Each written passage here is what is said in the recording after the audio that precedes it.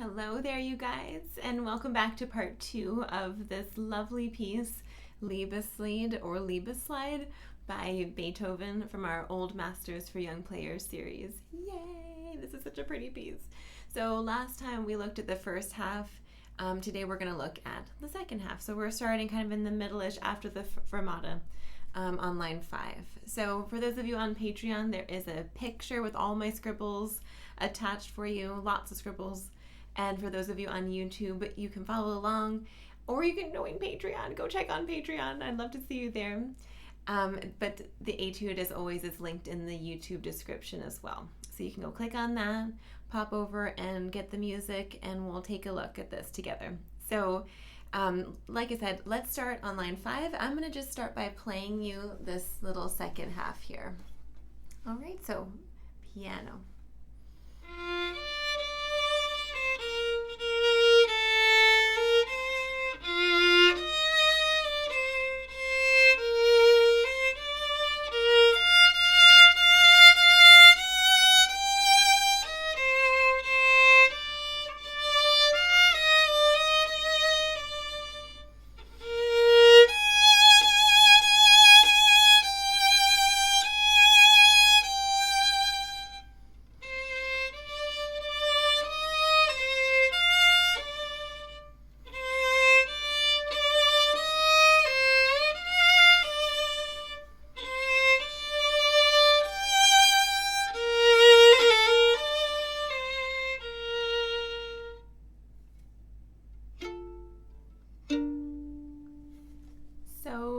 So magical. So it's very much like the beginning. I've popped some little fingerings here and there.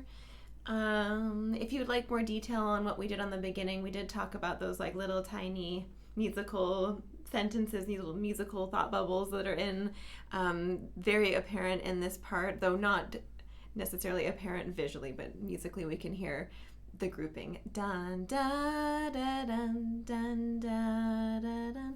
Dun, dun, dun, dun, dun. But sometimes it's hard to see that just looking at the music. So we talked more about that on the first video, on the part 1. There's some fingerings I want to give you, but before I forget, I want to give you a magical trick for the end where we do the pizzicato. So the pizzicato is piano, and one magical trick that you could do is rather than plucking straight across like this, you're going to pluck it like this. So I'm sweeping diagonally up to the A string this way.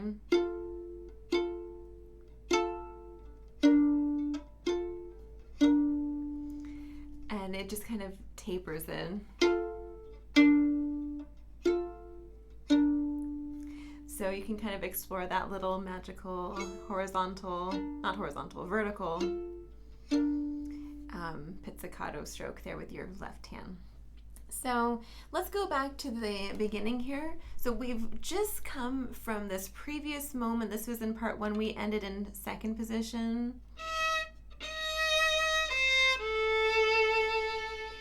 So we're going to go back to first position and retake the bow so that we're in this lower part here. And since we're piano, let's find a gentle contact point once again closer to the fingerboard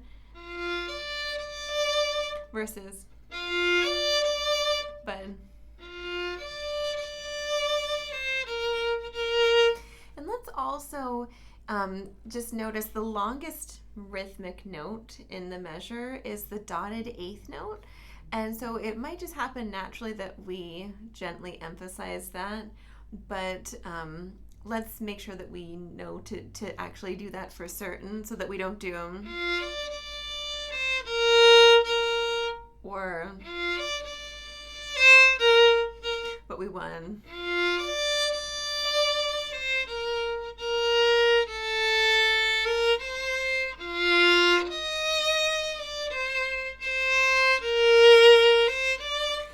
Easiest ways to do that is just use a little bit more bow on those longer notes, which would probably happen anyway, hopefully.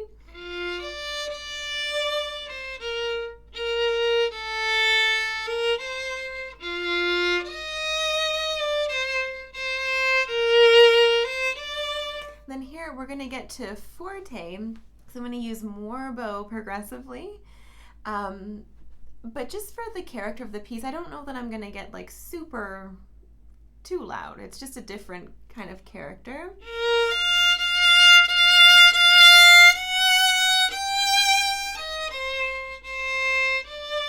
A little finger replacement shift.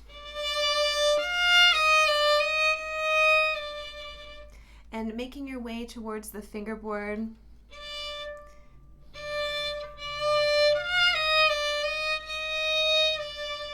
To taper that. And then here we're going to get to forte very quickly. So you can have the bow travel.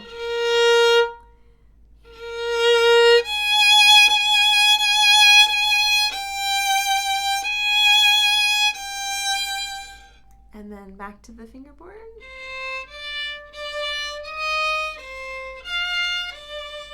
And just to make it a little different, because it's the same notes, let's change the fingering.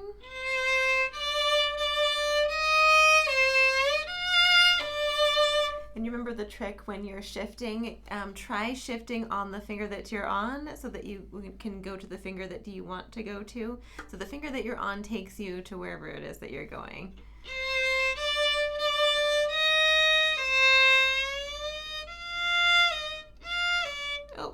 What is going on?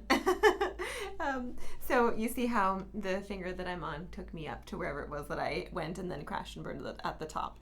But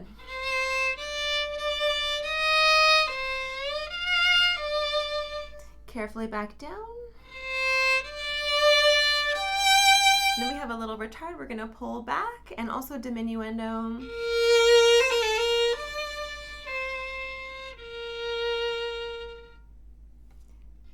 And then that special little way we're going to pluck. And actually, let's have the first pitch be louder and then the second pitch be softer. Versus, it doesn't sound as nice. Let's have it be strong, weak. So more motion and then very little.